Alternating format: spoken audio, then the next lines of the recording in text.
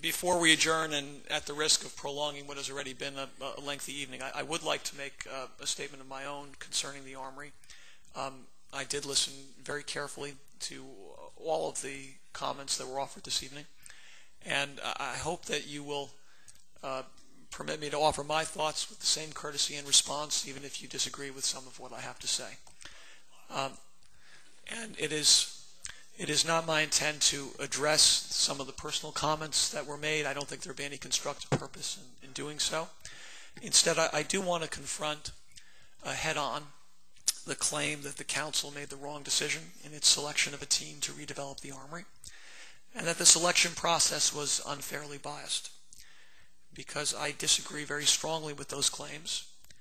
And I think that some folks who are observing this meeting in person or on television, who don't have the benefit of context or history, might feel that this claim deserves a full response.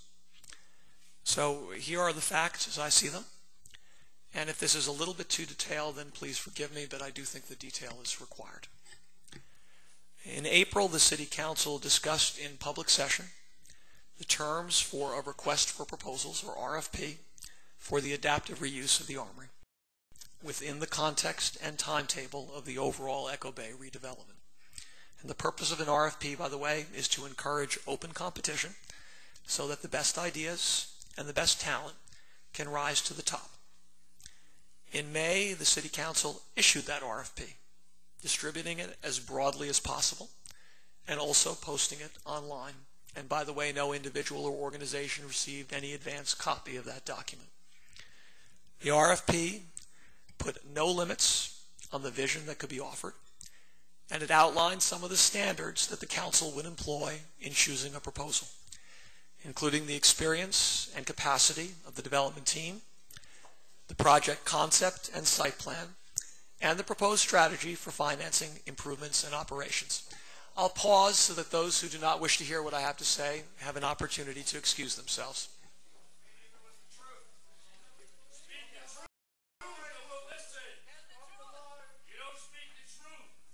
I'll wait till those who wish to excuse themselves have done so.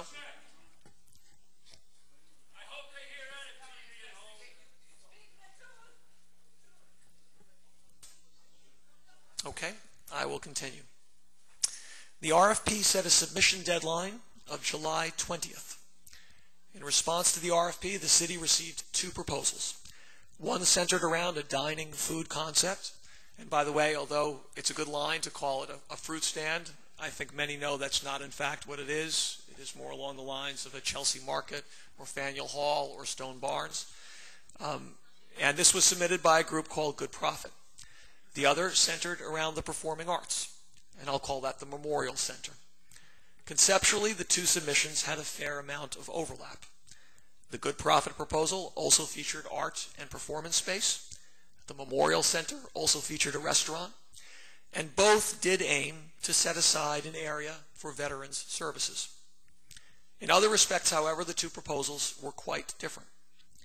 The Good Profit proposal was considerably more detailed in its cost estimates and scope of anticipated work, and it also included much more background information about team members and their areas of expertise, and many of those team members, by the way, are New Rochelle residents.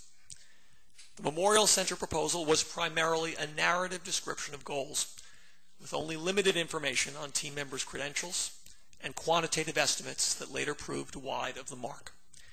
It also created some confusion by listing among its advisory committee members individuals who were not, in fact, associated with the project. Both teams were invited to make a presentation to a special meeting of the City Council held on August 7th. Good Profit immediately accepted this invitation. The Memorial Center team initially argued for a postponement before agreeing to come. I am not aware of any prior instance in which an applicant actually struggled with city staff over an appearance date. At the August 7th meeting, each team was given a full and fair opportunity to impart whatever information it wished, with no time limits or constraints. It was stated to both teams that they would be asked to submit supplementary information in response to questions.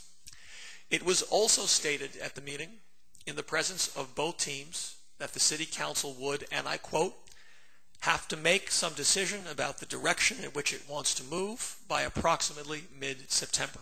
Close quote. Shortly following the August 7th presentation, both proposals were placed online for public review, and the Department of Development sent letters to each team with detailed requests for additional information. The deadline for this supplementary information, as indicated explicitly in these letters, was August 24th. The Good Profit team provided a comprehensive point-by-point response to the Department of Development's inquiries, backed by supplementary data. The Memorial Center team provided a very limited response and indicated that more information would be forthcoming at an unspecified future date. The Memorial Center team did subsequently assemble more information. Ordinarily, a team would provide any new materials as quickly as possible to the city's staff. But the Memorial Center team opted instead to organize its own public meeting to unveil new plans. The city manager at first declined to make City Hall available for this purpose, citing the importance of being even-handed to both teams. The Memorial team then circumvented the city manager's direction by asking neighborhood groups to sponsor the event, and these groups proceeded to reserve the City Council chamber through DPW. When the city manager learned of this maneuver, he made his displeasure known, but still allowed the meeting to go forward on September 18th. The new presentation was indeed more polished than the Memorial Center's prior submission, but still contained very significant omissions and still failed to address many staff inquiries. It was not provided directly to the city staff until the next day, shortly before a scheduled meeting of the City Council. During that September 19th meeting, the Council publicly discussed the two proposals, received input and recommendations from staff, and by an informal vote in which each council member expressed a preference, designated the Good Profit team as the developer for the Armory. A formal vote on the terms of a memorandum of understanding is expected to occur later this month. The last-minute materials from the Memorial Center team, even if they had been submitted in a timely fashion, would not, in my opinion, have altered the Council's decision-making. After all, the Council did see these materials prior to making its selection, and has had a chance to review them more fully in the time since. And no one's opinion has changed. The Council chose the Good Profit team because, 1, of its positive potential of a restaurant and dining concept, 2, the relevant experience of the Good Profit team members, and 3, the professionalism demonstrated in the Good Profit team's interactions with the city.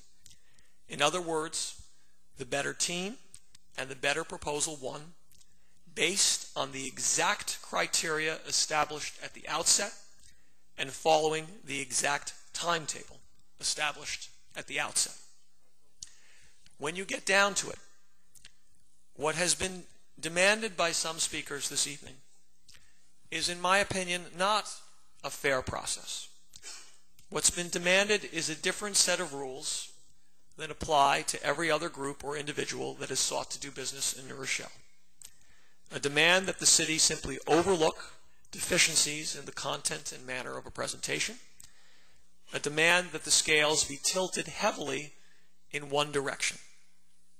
And these demands have, at times, been backed up by threats and anger and personal attacks if one group does not get its way.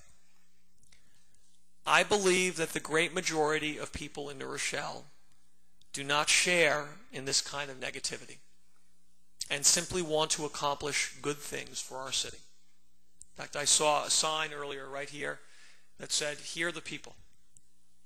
And I believe in that. And I certainly heard loud and clear everything that was said tonight. Some of our speakers we hear from every month, and that's fine, because God bless those who take the time to show up and make their opinions heard.